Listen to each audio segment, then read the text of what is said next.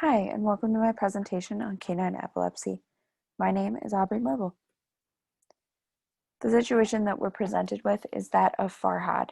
She's a local beagle breeder that has received reports that puppies from recent litters have started experiencing seizure activity. She sought out the help of her vet to determine if there's anything that she as a breeder can do to prevent these seizures. After consulting the vet, options for the origin of these seizures have been narrowed down to either allergies, a reaction to vaccines, or a neurological issue. So the seizures could be an allergic reaction to food or environmental factors.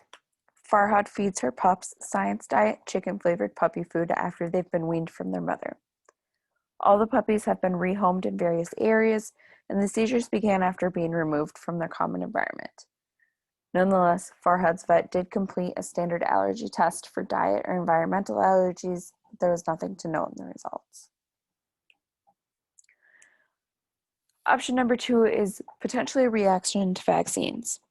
Farhad's always just agreed to the recommended vaccines without really understanding what that really entails.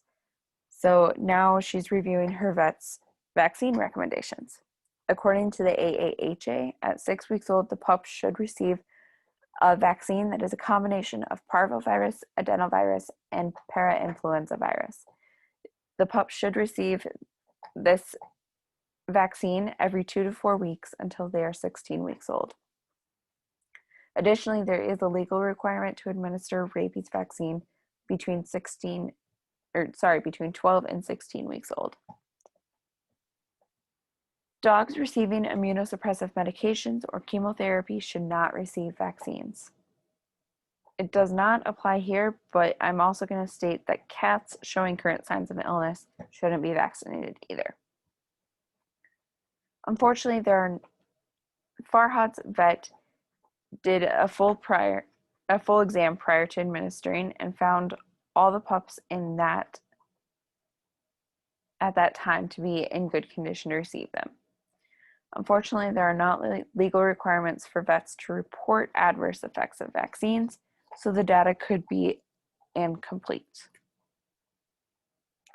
Here I've attached a table that I found in an article by J. Lois Vili, and this gives us the number of reactions per 10,000 doses sold of the vaccines. So seizures are considered to be a neurological disorder. And if you look here, that number is only 0.459 per 10,000 doses. The number is a little bit higher for the rabies vaccine at 0.78, but that's still almost non-existent. You'll see here that allergic reactions, vomiting, and lethargy are far more common, as are injection site reactions.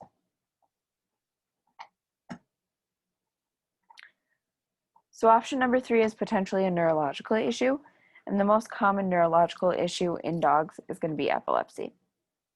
The 3 different kinds of epilepsy are idiopathic, which means there's no apparent cause. Structural means that there's a genetic mutation that causes structural abnormalities in the brain.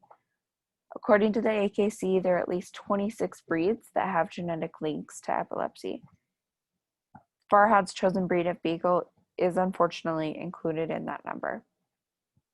Reactive epilepsy means that there's a result of a short-term malfunction in the brain.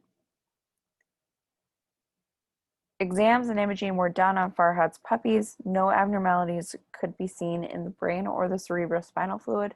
All lab values came back normal. Farhad's vet then started researching beagle-specific conditions. He came upon Lafour's disease.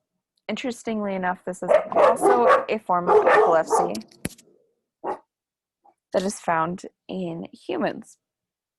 It's a degenerative epilepsy, and the disease causes cells in the brain to store dangerous materials, causing the seizures and degeneration because those materials can't be moved off of the brain. An article by Webb and Peers in the Canadian Veterinary Journal described a case similar to that of Farhad's puppies. It was actually eerily similar, but in this case, the dog was 8 years old and the puppies are less than a year. Unfortunately, the test for Laforia's cannot be purchased, so samples have to be sent into a lab to test for this specific mutation. Farhad did opt in because she wanted to get the full picture, but the mutation was not present in her puppies. Since there appeared to be no apparent cause of the seizures, Farhad's vet diagnosed them with idiopathic epilepsy. So knowing that future litters could possibly have this epilepsy, Farhad's vet decided to recommend resources that she could pass along to the owners so that they really understand how to care for this dog. One of the sources that he recommended was the Giant Book of Beagle Care. It's written by a collective group called Beagle Pro. This book helps owners understand mannerisms and desires of their pet. It also gives tips and tricks for common health issues, especially including seizures. The information could also be found on www.beaglepro.com.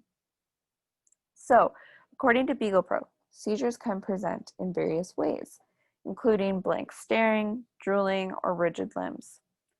When a seizure occurs, owners should turn off TVs and radios in the room, turn off the lights, and clear the area to protect the dog from any potential injury. Farhad's vet also recommended keeping a diary of seizures.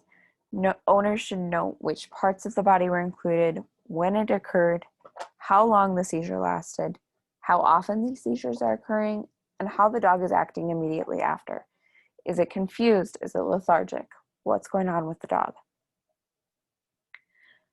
Treatment is likely going to include anti-seizure medications, and Farhad's vet also recommended acupuncture. Treatment will be lifelong since the cause is unknown. Thankfully, epilepsy does not seem to cause a shorter lifespan. The information on this slide does not apply to Farhad's case, but I feel like it is important information to include. Potential other causes of seizure activity, according to Beagle Pro, could include heartworm, a severe ear infection, brain tumor, head injury. Seizure activity should absolutely be considered an emergency. The animal should be taken to the nearest vet or pet hospital. Finding the cause of these seizures and treating it is a lot easier to find immediately after the seizure. Again, not applicable here, but in the case of food allergies causing these seizures, some owners find it helpful to change foods, perhaps go on a hypoallergenic diet, or make their own food at home so that they're making sure the food is not harming the animal in any way. So what about the long-term outcome of Farhad's pups? 5 years later, all pups are alive and well, and they're seizure-free. All but one of them found a combination of phenobarbital and potassium bromide to help with the seizures. The other pup is using Depakote, but remaining seizure-free. The major takeaway from this case study is to take the responsibility of breeding and caring for animals seriously. Always seek the help of a veterinarian if there are any questions regarding the health or care of your pets. They rely on you. Thank you.